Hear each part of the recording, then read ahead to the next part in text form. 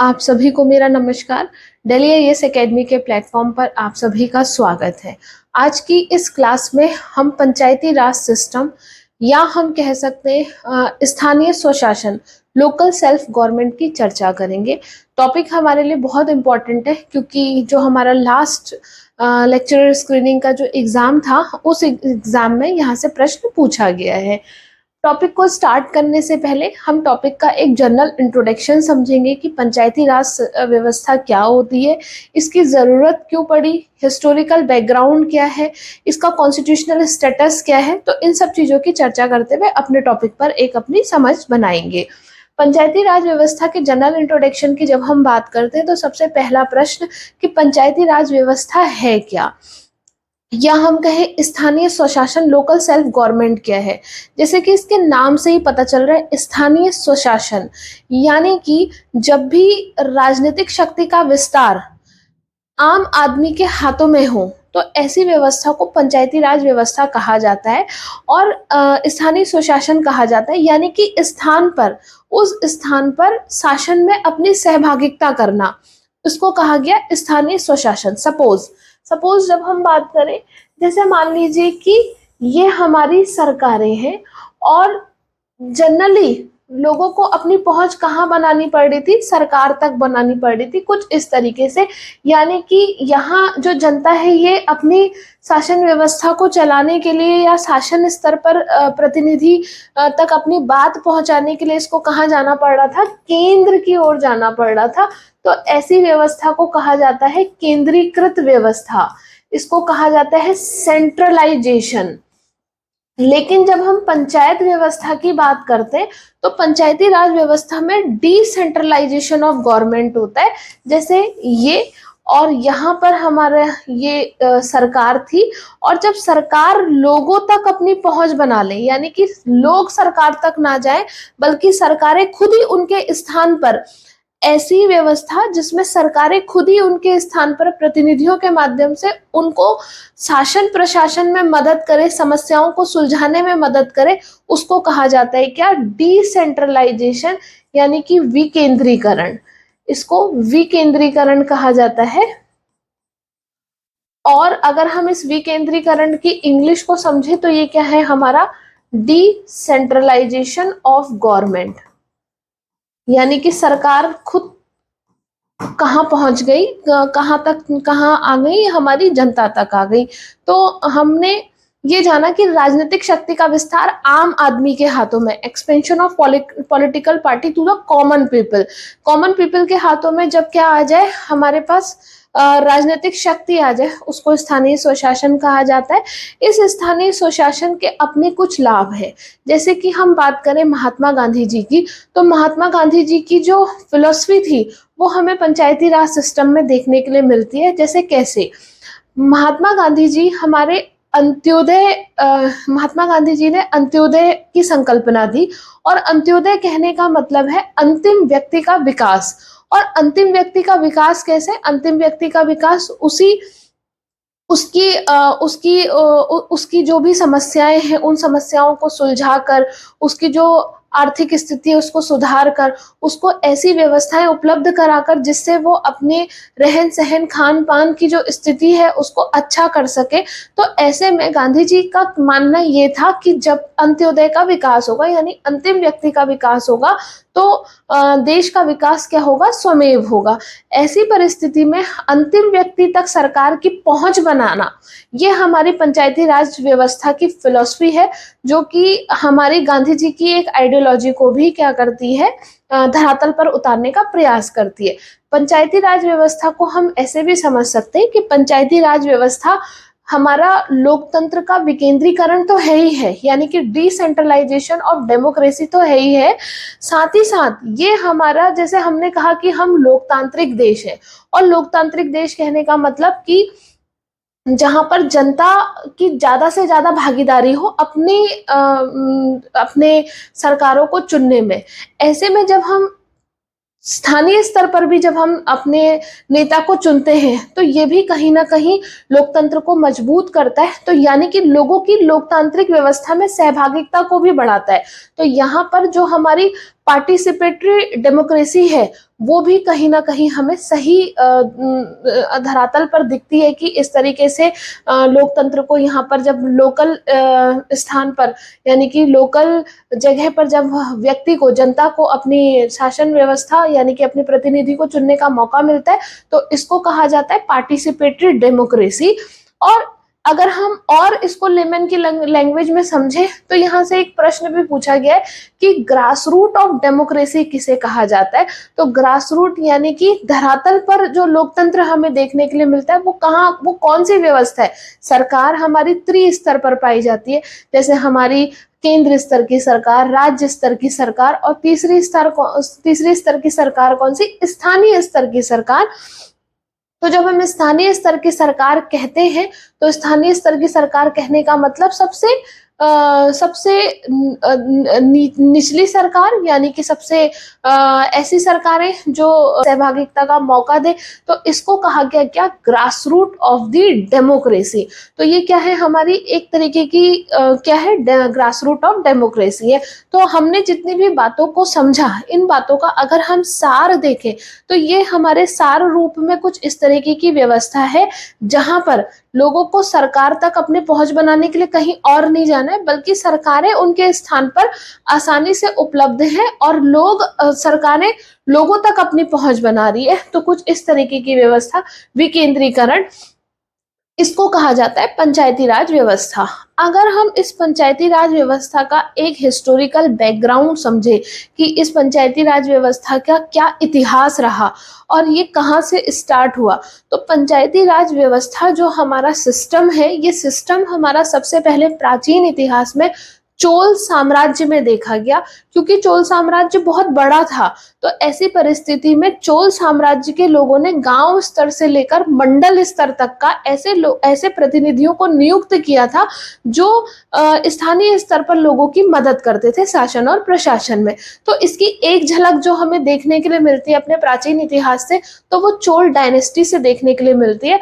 फिर जब हमारा ब्रिटिश शासन आया, यानी कि जब ब्रिटेन के लोगों ने भारत पर शासन किया, तो वहां पर एक व्यक्ति थे जिनका नाम था लॉर्ड रिपन। लॉर्ड रिपन को father of Panchayati Raj system कहा जाता है, स्थानीय स्वशासन का जनक कहा जाता है। ऐसा इसलिए कहा जाता है क्योंकि पहली बार जो पंचायती राज सिस्टम को ये इलेक्टेड फॉर्म में जो अस्तित्व में लेके आए कि हाँ पंचायती राज सिस्टम होना चाहिए, इलेक्टेड फॉर्म में होना चाहिए, निर्वाचित रूप में जो अस्तित्व में लेके आए, वो कौन थे, हमारे लॉर्ड रिपन थे। इसको लेकर लॉर्ड रिपन ने एक प्रस्ताव जारी किया था जिसको पंचायतों का मैग्ना कार्टा कहा जाता है। तो प्रश्न बड़ा ही इंपॉर्टेंट है, कई बार पूछा जाता है कि पंचायतों का मैग्ना कार्टा किसके द्वारा जारी किया गया, तो लॉर्ड रिपन के द्वारा। और पंचायतों का जनक किसे कहा जाता है, तो लॉर्ड रिपन को कहा जाता है।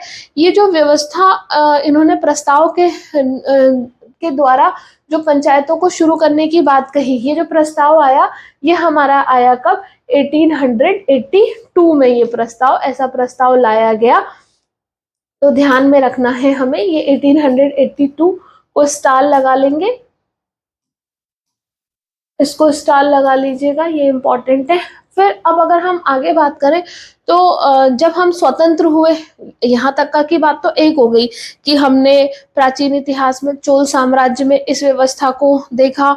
इसके अलावा अगर हम बात करें ब्रिटिश शासन के दौरान, लॉर्ड रिपन ने इसको पहली बार इलेक्टेड फॉर्म में ये अस्तित्व में आया, उन्होंने इसके लिए एक पंचायतों का मैग्ना कार्टा एक प्रस्ताव जारी किया। दूसरी इंपॉर्टेंट बात, आज़ादी के बाद क्या स्थिति रही। अगर हम आज़ादी के बाद की बात करें तो आज़ादी के बाद हमारे भारत में अमेरिका की तर्ज पर एक कार्यक्रम स्टार्ट किया गया जिसको कहा गया सामुदायिक विकास कार्यक्रम। ग्राम स्तर पर सामुदायिक विकास कार्यक्रम और हमारा शहरी स्तर पर राष्ट्रीय प्रसार कार्यक्रम इस तरीके से शुरू हुआ। तो यहाँ जो सामुदायिक विकास कार्यक्रम जो शुरू हुआ, ये सामुदायिक विकास कार्यक्रम में जो व्यवस्था थी वो कुछ इस प्रकार की थी कि यहाँ पर जो स्थानीय स्तर पर समस्याओं को सुलझाने का जो अधिकार था वो किसी नेता को ना होकर किसको था, अधिकारियों को था। और ऐसी परिस्थिति में ये सामुदायिक विकास कार्यक्रम भारत में फेल हो गया। 1952 में इस सामुदायिक विकास कार्यक्रम को चलाया गया अमेरिका की तर्ज पर, लेकिन भारत में ये नहीं चल पाया, ये फेल हो गया। जब सामुदायिक विकास कार्यक्रम भारत में असफल रहा तो ऐसी परिस्थिति में अलग अलग सरकारों ने अलग अलग समितियों का गठन किया और उनसे पूछा गया, उनसे ऐसा उनको जिम्मेदारी सौंपी गई कि भारत में स्थानीय स्तर पर शासन स्वशासन को प्रदान करने के लिए क्या व्यवस्थाएं हो सकती है। तो अलग अलग समितियों ने अलग अलग समय पर क्या दिए, सुझाव दिए। पंचायती राज व्यवस्था की जब हम बात करते हैं तो पंचायती राज व्यवस्था पहले कैसी थी हमारी, पहले पंचायती राज व्यवस्था हमारी ऑप्शनल थी। अगर कोई बनाना चाहे तो बनाए और अगर कोई ना भी बनाना चाहे तो ना बनाए। लेकिन एक ऐसा समय आया जब इसकी मांग बहुत ज्यादा उठी और ऐसा कहा गया कि पंचायती राज व्यवस्था को संवैधानिक दर्जा दिया जाना चाहिए, क्योंकि बिना संवैधानिक दर्जा दिए बिना ये पूरे भारत में यूनिफॉर्मिटी में लागू नहीं हो पाएगी। और जब यूनिफॉर्मिटी में लागू नहीं हो पाएगी तो लोगों को इसका प्रत्यक्ष लाभ नहीं मिल पाएगा। तो हमने directive principle of state policy में भी आर्टिकल 40 के तहत पंचायती राज व्यवस्था का गठन की बात कही थी, जहां क्योंकि नीति के निर्देशक सिद्धांत जो है, directive principle of state policy जो है, वो स्टेट के ऊपर डिपेंड करते हैं कि स्टेट अपनी परिस्थिति के अनुसार उस पर कानून बना सकता है। तो कैसा है हमारी व्यवस्था, ऑप्शनल है। अगर कोई राज्य को लगता है वो बनाना चाहे तो बना ले और ना बनाना चाहे तो ना बनाए।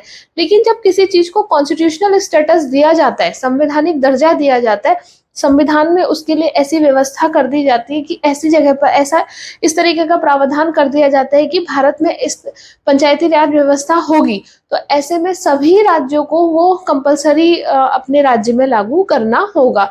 कुछ एक्सेप्शनल केसेस भी हैं, जैसे नॉर्थ ईस्ट की अगर हम बात करेंगे तो वहां पंचायती राज व्यवस्था ना होकर क्या है, हमारी जनजातीय परिषद है वहां पर, क्योंकि वहां पर वो जनजातीय बहुल है। तो वहां पर जो स्थानीय स्तर पर जो शासन की व्यवस्था की गई है वो जनजातीय परिषदों के माध्यम से की गई है। Exceptional cases are always there. तो हमें ऐसा नहीं सोचना है कि वहां पर जब पूरे भारत में है तो वहां पर क्यों नहीं है, एक्सेप्शनल हो सकते हैं। तो ऐसी परिस्थिति में अगर हम इसकी और आगे चर्चा करें तो मैंने आपसे कहा सामुदायिक विकास कार्यक्रम जब भारत में फेल हुआ, अलग अलग समितियों का अलग अलग समय पर सरकारों के द्वारा गठन किया गया, सरकारों ने समितियों ने सरकारों को सुझाव दिया। ऐसे ही जब भारत में पंचायती राज व्यवस्था को संवैधानिक दर्जा दिए जाने की मांग ने बहुत जोर पकड़ा तो कई समितियां ऐसी आई, दो समिति मुख्यतः, एक एल.एम. सिंघवी समिति और पी.के. थुंगन समिति ने इस बात पर जोर दिया कि हाँ, पंचायतों को संवैधानिक दर्जा दे दिया जाना चाहिए। अगर हम इसको दर्जा दे देते हैं तो ये अव्यवस्था और अच्छी हो सकती है। तो इस तरीके से इनको फिर कॉन्स्टिट्यूशनल स्टेटस मिला और पूरे भारत में सामान्य रूप से ये क्या हुई, लागू हुई। तो अब हम अपने टॉपिक के कुछ इंपॉर्टेंट पॉइंट्स, इंपॉर्टेंट फैक्ट्स को समझते हैं कि ये क्या क्या कहता है। जैसे कि हमने कहा कि Lord Ripon father of Panchayati Raj system है। लॉर्ड रिपन के 1882 को प्रस्ताव को पंचायतों का मैग्ना कार्टा कहा जाता है। मैग्ना कार्टा जब भी शब्द आता है तो कभी ऐसा हो सकता है कि ऐसा लगे कि ये मैग्ना कार्टा क्या है। मैग्ना कार्टा को अगर हम सामान्य भाषा में समझे तो मैग्ना कार्टा एक तरीके का अधिकार पत्र है। ब्रिटेन के राजा से वहां के स्थानीय लोगों ने जब अपने अधिकारों को लेकर जब उनको पत्र दिया और उस पत्र के माध्यम से जब राजा ने जनता को वो अधिकार दिए तो उस पत्र को मैग्ना कार्टा की संज्ञा दी गई। अब जब भी कभी किसी अधिकारों की बात होती है या किसी अधिकार पत्र की बात कही जाती है तो उसको मैग्ना कार्टा कहा जाता है। तो लॉर्ड रिपन के प्रस्ताव को भी क्या कहा गया, पंचायतों का मैग्ना कार्टा कहा गया। दूसरी लाइन यहाँ पर लिखी गई है, बलवंत राय मेहता को भारतीय पंचायती राज व्यवस्था का शिल्पी कहा जाता है। यानी कि प्रश्न कई बार पूछा गया है कि who was the architect of Panchayati Raj system. तो पंचायती राज सिस्टम का जो आर्किटेक्ट है वो कौन है, हमारे बलवंत राय मेहता है। बलवंत राय मेहता क्यों, क्योंकि बलवंत राय मेहता समिति का गठन किया गया था और बलवंत राय मेहता ने त्रिस्तरीय सरकारों का सुझाव दिया। पंचायती राज व्यवस्था में। तो इन्होंने पंचायती राज, ये पहली समिति थी जिन्होंने पंचायती राज व्यवस्था को लेकर कई सारे सुझाव दिए। तो इनको शिल्पी कहा जाता है पंचायती राज व्यवस्था का। जैसे हम संविधान के शिल्पी की बात करें तो संविधान का शिल्पी किसे कहा जाता है? डॉक्टर भीमराव अंबेडकर को। ठीक उसी प्रकार से बलवंत राय मेहता को क्या कहा जाता है? पंचायती राज व्यवस्था का शिल्पी कहा जाता है, आर्किटेक्ट ऑफ पंचायती राज व्यवस्था कहा जाता है। नेक्स्ट पॉइंट की बात करें तो हमने कहा पंडित जवाहरलाल नेहरू द्वारा देश की पहली पंचायत का उद्घाटन 2 अक्टूबर 1959 को नागौर राजस्थान में किया गया। ये प्रश्न भी पूछा जाता है कि पहली बार पंचायती राज व्यवस्था को कहां से शुरू किया गया। तो ये जो व्यवस्था शुरू की गई, क्योंकि उस समय पर जो हमारे प्रधानमंत्री थे वो कौन थे? पंडित जवाहरलाल नेहरू थे। तो पंडित जवाहरलाल नेहरू ने 2 अक्टूबर गांधी जयंती पर, देखिए क्योंकि गांधी जी की फिलॉसफी की हमने बात कही थी, अंत्योदय की बात कही थी, और गांधी जी चाहते थे कि अंतिम व्यक्ति का विकास हो, तो इसलिए उनके जन्म दिवस के अवसर पर इसे शुरू किया गया पंडित जवाहरलाल नेहरू के द्वारा 2 अक्टूबर 1959 को राजस्थान नागौर से। और जो गांव था वो बगदारी गांव था, लेकिन वो नहीं पूछा जाता है, जिला पूछा जाता है। तो नागौर से इसे शुरू किया गया। 2 अक्टूबर को यहाँ शुरू हुआ और 11 अक्टूबर 1959 में इसे आंध्र प्रदेश में भी लागू किया गया। क्योंकि क्वेश्चंस अब जैसे पहले बहुत कॉमन क्वेश्चन था ये वाला कि पूछा जाता था कि पहली बार पंचायती राज व्यवस्था को कहाँ शुरू किया गया, तो हमने कहा राजस्थान में किया गया, नागौर जिले में किया गया। अब क्योंकि एक स्टेप आगे पूछ लिया जाता है कई बार, पहला राज्य राजस्थान था जहां पंचायती राज व्यवस्था को शुरू किया गया, दूसरा राज्य कौन सा था जहां इसको लागू किया गया? तो पंचायती राज व्यवस्था को पहली बार राजस्थान नागौर में लागू किया 11 अक्टूबर 1959 को, दूसरे नंबर पर आंध्र प्रदेश में लागू किया गया। क्योंकि आप और हम या तो किसी गांव में रहते या किसी शहर में रहते, तो हम पंचायती राज व्यवस्था के अंतर्गत ग्रामीण स्वशासन और स्थानीय स्वशासन दोनों की चर्चा करेंगे। यानी कि हमारा जो रूरल सेल्फ गवर्नमेंट है और अर्बन सेल्फ गवर्नमेंट है, दोनों की हम बात करेंगे। अगर हम अगली चर्चा करें कि इसको संवैधानिक दर्जा कब मिला, कॉन्स्टिट्यूशनल स्टेटस कब दिया गया, तो 73वें संविधान संशोधन 1992 के द्वारा पंचायती राज व्यवस्था को, ग्रामीण स्वशासन को, यानी कि हमारी रूरल सेल्फ गवर्नमेंट को संवैधानिक दर्जा दिया गया। 74वें संविधान संशोधन के द्वारा नगर पालिकाओं को संवैधानिक दर्जा दिया गया। अगर पूछा जाए कि ग्रामीण स्वशासन को कौन से संविधान संशोधन से, कौन से कॉन्स्टिट्यूशनल अमेंडमेंट से? 73rd कॉन्स्टिट्यूशनल अमेंडमेंट से इसको पंचायती राज व्यवस्था को संवैधानिक दर्जा दिया गया।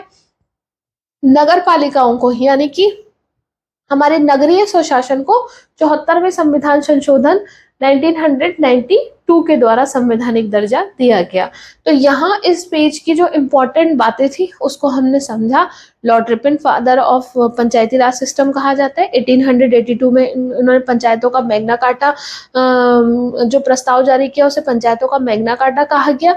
तीसरी इंपॉर्टेंट बात, हमारी बलवंत राय मेहता को architect of Panchayati Raj system कहा जाता है, शिल्पी कहा जाता है पंचायती राज व्यवस्था का। पहली बार देश में 2 अक्टूबर 1959 को नागौर में इसको लागू किया गया। दूसरे नंबर पर आंध्र प्रदेश पर लागू किया गया। 73वें और 74वें संविधान संशोधन से इसको संवैधानिक दर्जा प्रदान किया गया। अगर हम बात करें मेघालय, नागालैंड, मिजोरम, प्रश्न पूछा जा सकता है कि पंचायती राज व्यवस्था भारत में किन राज्यों में नहीं देखी जाती है? तो मेघालय, नागालैंड, मिजोरम में पंचायत का गठन नहीं किया जाता, बल्कि यहाँ पर क्या है, जनजातीय परिषद का गठन किया जाता है। तो जनजातीय परिषदों के माध्यम से वहां क्या चलता है, स्थानीय स्तर पर लोगों की समस्याओं को सुलझाने की व्यवस्था की गई है। अब देखिए कुछ एग्जाम ओरिएंटेड हमारी जो बातचीत है, जैसे ग्राम सभा पूछा जाता है कि एक ग्राम सभा क्या होती है। तो जब हम ग्राम सभा की बात करते तो यानी कि पहले इसको पढ़ लेते हैं। एक पंचायत क्षेत्र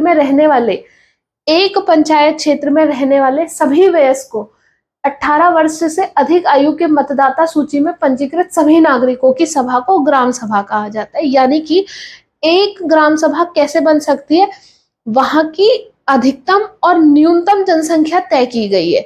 यानी कि एक ऐसा क्षेत्र जहाँ की न्यूनतम जनसंख्या 250 हो और अधिकतम जनसंख्या 1000 हो, उसको एक ग्राम सभा कहा जाता है। अब उसमें कितने भी गांव आ सकते हैं। अगर हम अधिकतम का फॉर्मूला लगाएं तो 1000 मतलब 1000 लोग हैं, 1000 लोगों से मिलकर एक 2-3 गांवों को मिलाकर अगर 1000 लोग हो रहे, तो वो क्या हो गई, हमारी एक ग्राम सभा हो गई। और मान लीजिए अगर 1000 नहीं है, न्यूनतम की अगर हम बात करें, बहुत ही कम अगर लोग बचे, तो 250, कम से कम 250 लोगों से मिलकर क्या बनती, कम से कम 250 और अधिक से अधिक 1000 लोगों का जो क्षेत्र होता है उसको क्या कहा जाता है, एक ग्राम सभा कहा जा सकता है। इसमें जितने भी गांव आ जाए, उस गांव में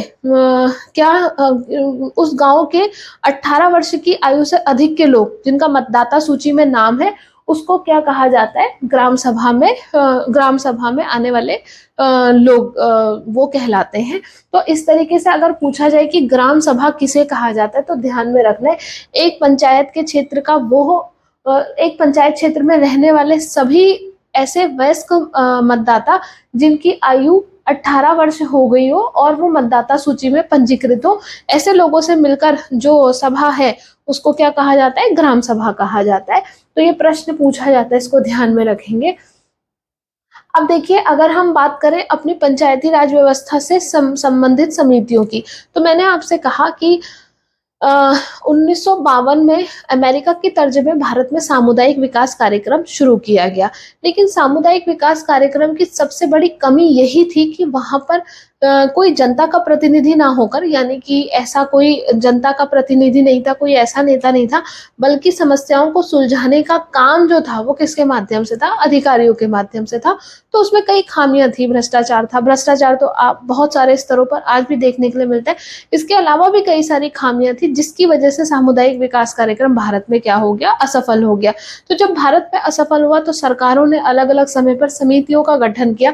ये समितियां का नाम पूछा जाता है, इनकी इनके विशेष सुझाव पूछे जाते हैं और इनका ईयर पूछा जाता है कि कौन सी समिति किस ईयर में बनी और उन्होंने क्या सुझाव दिया।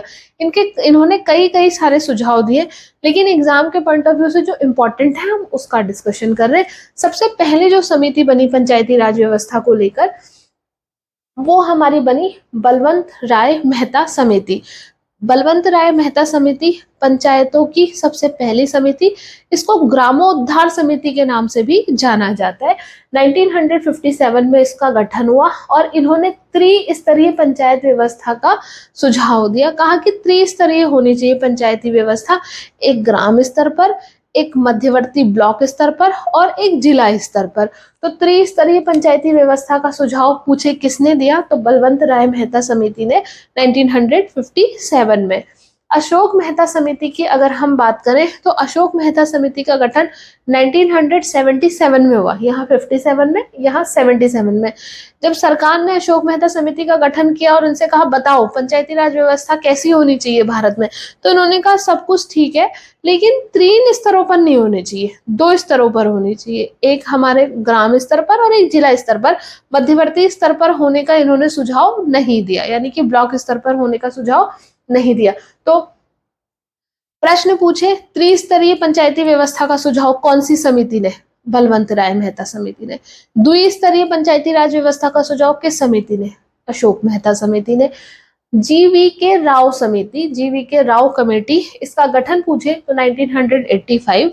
GV.K. राव समिति ने भी कई सारे सुझाव दिए, लेकिन जो हमारे लिए विशेष सुझाव था वो ये था कि इन्होंने SC, ST और महिलाओं के लिए आरक्षण की बात कही कि पंचायती राज व्यवस्था में SC, ST महिलाओं को क्या मिलना चाहिए, आरक्षण होना चाहिए, सीटें उनके लिए रिजर्व होनी चाहिए।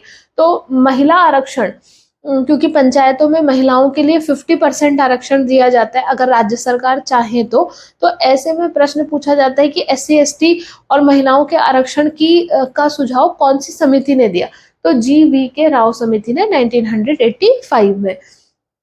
LM सिंघवी समिति की बात करें तो LM सिंघवी, लक्ष्मी मल सिंघवी समिति इनका नाम है। इन्होंने कहा कि 1986 में ये गठन हुआ। इन्होंने कहा कि पंचायतों पंचायती राज व्यवस्था तो ठीक है, सब कुछ बहुत बढ़िया, लेकिन हमें पंचायतों का गठन जब भी हम करें तो उनको फंड देना बहुत जरूरी है, और फंड देने के लिए एक राज्य वित्त आयोग होना चाहिए जो उनको फाइनेंस करे, ताकि वो अपनी समस्याओं को सुलझाने में सहज रहे। तो राज्य वित्त आयोग का गठन करने का सुझाव ये दिया गया किसके द्वारा? एल.एम. सिंघवी के द्वारा। और इन्होंने ये भी कहा कि पंचायती राज व्यवस्था को संवैधानिक दर्जा भी दिया जाना चाहिए। अब कैसे याद करेंगे हम इन सब चीजों को?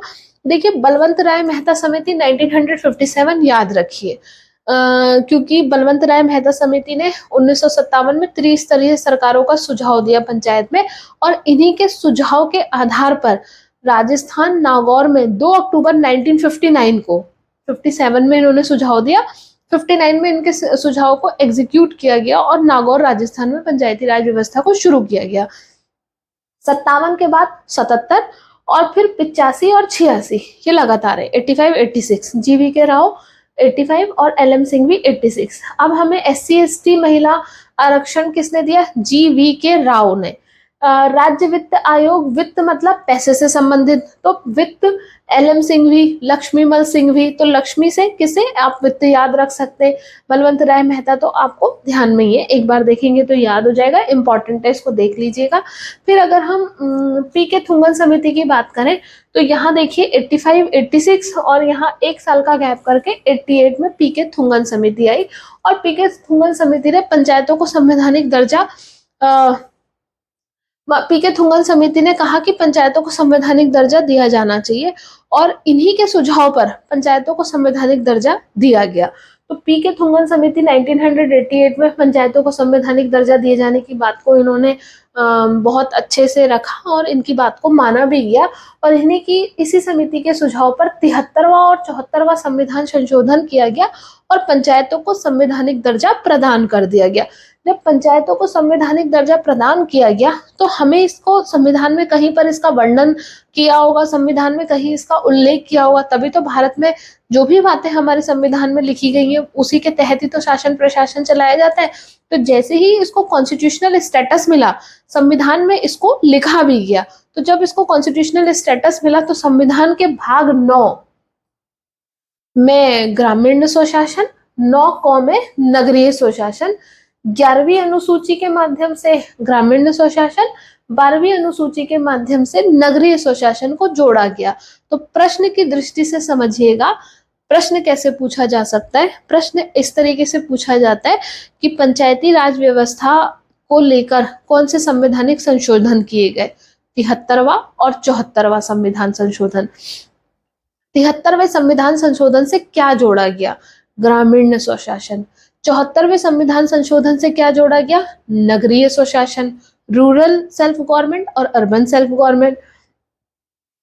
संवैधानिक दर्जा दिए जाने के बाद इनका वर्णन किस चैप्टर में है? संविधान के किस चैप्टर में? चैप्टर को हम क्या कहते हैं? भाग कहते हैं। तो हमने कहा संविधान के भाग 9 और 9 में इसका क्या है? वर्णन है, और 11वीं और 12वीं अनुसूची में इसका वर्णन है। फिर अब देखिए और क्या प्रश्न हो सकते हैं यहाँ से। जब हम ग्रामीण स्वशासन की बात करते हैं तो भाग 9 में वर्णन, अनुसूची 11 में वर्णन। ग्रामीण स्वशासन के अंतर्गत पंचायतों को 29 विषय पर कानून बनाने का काम करने का अधिकार है। तो अगर प्रश्न पूछे कि ग्रामीण स्वशासन के लोगों के पंचायत में ग्रामीण स्वशासन में कितने विषय उनके पास उनको दिए गए हैं, तो 29 विषय उनको दिए गए हैं। और हमारा जो अनुच्छेद है कौन से आर्टिकल से कौन से आर्टिकल तक, तो आर्टिकल 243A से 243O तक का ग्रामीण स्वशासन का उल्लेख हमें देखने के लिए मिलता है।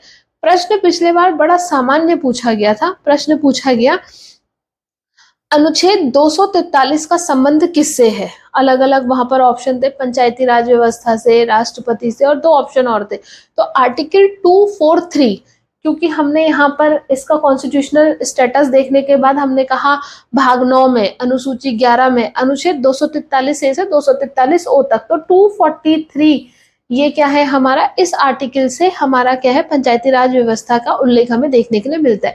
विषय पूछे कितने विषय हैं, तो आप कहेंगे 29 विषय हैं। अब देखिए जो ये 73वां और 74वां संविधान संशोधन किया गया 1992 में, हमने कहा कि ठीक है पंचायती राज व्यवस्था पूरे भारत में लागू की जाएगी, तो अब इसके लिए हमने संशोधन कर दिया था। तो ऐसी परिस्थिति में 24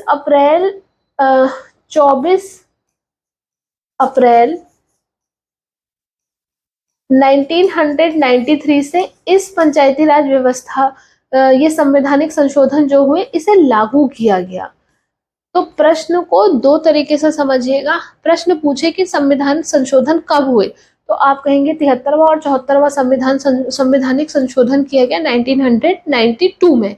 अगर प्रश्न पूछे 73वां और 74वां संविधान संशोधन लागू कब हुआ, तो 73वां और 74वां संविधान संशोधन लागू हुआ 24 अप्रैल 1993 को। तो 92 में कॉन्स्टिट्यूशनल अमेंडमेंट किए गए, 93 से उसे लागू किया गया। जिस तिथि को लागू किया गया 24 अप्रैल को लागू किया गया, तो इस 24 अप्रैल को प्रतिवर्ष पंचायती राज दिवस के रूप में मनाया जाता है आज भी। तो प्रश्न पूछा जाए कि पंचायती राज दिवस किस तिथि को मनाया जाता है, तो 24 अप्रैल को मनाया जाता है, क्योंकि 1993 में इसी डेट से इसे लागू किया गया था। पंचायत से अब देखो, जो हमारी ग्रामीण स्वशासन है उससे संबंधित जो हमारे इंपॉर्टेंट अनुच्छेद है 243A के तहत ग्राम पंचायतों का गठन, क्योंकि हम ग्रामीण स्वशासन की बात कर रहे हैं, तो 243A से ग्राम पंचायतों का गठन। प्रश्न पूछा जाता है SC ST और महिलाओं के लिए आरक्षण कौन से अनुच्छेद के माध्यम से किया जाता है, तो 243D के तहत आरक्षण का प्रावधान है। सामान्यतः पंचायतों में महिलाओं को 1/3 आरक्षण का प्रावधान है। ठीक है, मान लीजिए कि हमारी कितनी सीटें, मान लीजिए 90 सीटों पर चुनाव होना है पंचायतों का, और 1/3 सीटें हमें रिजर्व करनी है महिलाओं के लिए, तो 30 सीटें हमारी रिजर्व हो जाएंगी किसके लिए, महिलाओं के लिए। ये सामान्य व्यवस्था है। सामान्यतः जो हमारा आरक्षण रखा गया वो कहा गया कि जितनी कुल सीटें होंगी उसके 1/3 महिलाओं के लिए क्या हो जाएंगी, आरक्षित हो जाएगी। लेकिन यदि कोई राज्य चाहे तो वो अपने राज्य में 1/3 से अधिक महिलाओं को आरक्षण दे सकता है, और अधिक कितना, 50% तक आरक्षण। यानी कि हमारी अगर 90 सीटें हैं तो 90 में से 45, 90 का आधा 50%, 45 सीटें हमारी किसके लिए आरक्षित हो गई, महिला के लिए आरक्षित हो गई। अगर कोई राज्य चाहे तो वो ऐसा प्रावधान भी कर सकता है। प्रश्न की दृष्टि से दो तरीके से, सामान्यतः पंचायतों में महिलाओं के लिए कितने आरक्षण की व्यवस्था है, तो सामान्यतः महिलाओं के लिए 1/3 सीटें आरक्षित की जा सकती है। अगर कोई राज्य चाहे तो वो 1/3 से कितना प्रतिशत आरक्षण बढ़ा सकता है, तो अगर कोई राज्य चाहे तो वो अपने राज्य में 50% तक का महिलाओं के लिए पंचायत में सीटें आरक्षित कर सकता है। उत्तराखंड में भी पंचायतों में महिलाओं के लिए 50% सीटों के आरक्षण का प्रावधान है। प्रश्न पूछे कि कौन सी सरकार ने ऐसा किया, तो BC खंडूरी जी की सरकार में 2008 में पंचायतों में महिलाओं को 50% आरक्षण की व्यवस्था की गई। तो 243D के तहत महिला SC ST के लिए आरक्षण। 243G ये क्या है हमारी, 243G आर्टिकल पूछे तो 243G पंचायतों की शक्ति का प्रावधान है, कि पंचायतों के पास क्या क्या शक्तियां हैं, पंचायती किस किस विषय पर कानून बना सकती है, क्या क्या उनके पास विषय है। तो पंचायतों को शक्ति मिलती है कहाँ से, 243G से। 243I राज्य वित्त आयोग के गठन की बात कहता है ग्रामीण स्वशासन के लिए। 243K राज्य निर्वाचन आयोग के गठन की बात करता है, क्योंकि भारत में सभी तरीके के चुनाव जो होते हैं वो हमारे इलेक्शन कमीशन ऑफ इंडिया के द्वारा कराए जाते हैं, लेकिन पंचायत का जो भी चुनाव होता है वो राज्य निर्वाचन आयोग यानी कि स्टेट इलेक्शन कमीशन के द्वारा कराया जाता है। तो पंचायत का चुनाव कराने की जिम्मेदारी राज्य निर्वाचन आयोग की होती है। तो प्रश्न पूछे कि राज्य निर्वाचन आयोग का गठन कौन से अनुच्छेद के तहत, तो 243K के तहत। राज्य निर्वाचन आयोग पंचायती राज व्यवस्था में राज्य वित्त आयोग का गठन किस अनुच्छेद के तहत, तो 243I के तहत। पंचायतों को शक्ति कहाँ से मिलती है, 243G के तहत। रिजर्वेशन कहाँ से मिलता है, 243D के तहत। तो इस तरीके से प्रश्न पूछा जाता है। जैसे ग्राम पंचायत, हमारे संविधान में ग्राम पंचायतों के गठन की बात कहाँ कौन कौन से अनुच्छेदों में कही गई है, तो एक तो अनुच्छेद 40 में कही गई है, और एक अनुच्छेद 243 में कही गई है। दोनों ही अनुच्छेदों में ग्राम पंचायत की बात कही गई है, बस अंतर इतना है यहाँ हमारी क्या थी, ऑप्शनल थी, और यहाँ जब हमने कॉन्स्टिट्यूशनल स्टेटस दिया तो यहाँ पर क्या हो गई, कंपलसरी हो गई। अब जब हमने, ये तो हमने किसकी बात की थी, ग्रामीण स्वशासन की बात की थी। अब हम अगर नगरीय स्वशासन की बात करें तो वही व्यवस्था नगरीय स्वशासन में अलग अलग अनुच्छेदों के माध्यम से हो जाती है। जैसे 74वें संविधान संशोधन में 74वें संविधान संशोधन से नगरीय स्वशासन को संवैधानिक दर्जा दिया गया। 74वां संविधान संशोधन जब किया गया तो इससे भाग 9 को जोड़ा गया, 12वीं अनुसूची में इसका वर्णन जोड़ा गया और इसमें 18 विषय का वर्णन किया गया। यानी कि वहां कितना हमारा, वहां 29 विषय थे, नगरीय स्वशासन में 18 विषय हैं। ग्रामीण स्वशासन का वर्णन 9 में, नगरीय स्वशासन का वर्णन 9 क में, ग्रामीण स्वशासन का वर्णन अनुसूची 11 में, नगरीय स्वशासन का वर्णन अनुसूची 12 में। तो अगर हम इसकी चर्चा करें तो हमारा यहाँ, हाँ, वहां पर अनुच्छेद 243A से 243O तक नगरीय स्वशासन में अनुच्छेदों के माध्यम से जो वर्णन हमें मिलता है वो 243P से 243ZG तक मिलता है। स्थानीय स्वशासन के 2 इंपॉर्टेंट अनुच्छेद जहां से प्रश्न पूछा जाता है, जैसा हमने कहा स्थानीय स्वशासन राज्य वित्त आयोग, तो यहाँ नगरीय स्वशासन के लिए राज्य वित्त आयोग का गठन 243Y से किया जाता है और वहां ग्रामीण स्वशासन में राज्य वित्त आयोग का गठन 243I से किया जाता है। दोनों अलग अलग है। हाँ, ग्रामीण स्वशासन में 243I के तहत राज्य वित्त आयोग पैसा का प्रावधान करेगा, नगरीय स्वशासन के लिए 243Y से कुछ अलग अलग प्रावधान होंगे तो अलग अलग उल्लेख मिलता है, तो वहां 243I से, यहाँ 243Y से। और यहाँ पर जब हम स्टेट इलेक्शन कमीशन की बात करते हैं तो ग्रामीण स्वशासन में स्टेट इलेक्शन का जो गठन किया जाता है, राज्य वित्त आयोग का गठन किया जाता है, उसके लिए अनुच्छेद है 243K। लेकिन नगरीय स्वशासन में स्टेट इलेक्शन कमीशन का गठन किया जाता है 243ZA से। तो ये दोनों अगर याद हो, ये दोनों अगर याद है तो बहुत बढ़िया है। तो इस तरीके से एग्जाम के ओरिएंटेशन से जो प्रश्न पूछे जाते हैं वो आपको बता दिए गए हैं और यहाँ इसको आप एक बार और दोहरा लीजिएगा। कुछ इससे संबंधित जब हम प्रश्न करेंगे तो उस प्रश्नों की दृष्टि से भी हम अपने टॉपिक को और अच्छा समझेंगे। प्रश्न यहाँ से मैंने आपसे कहा कि प्रीवियस एग्जाम में पूछा गया है। थैंक यू सो मच आज की क्लास के लिए। अब हम नेक्स्ट क्लास में नेक्स्ट वीडियो में मिलेंगे।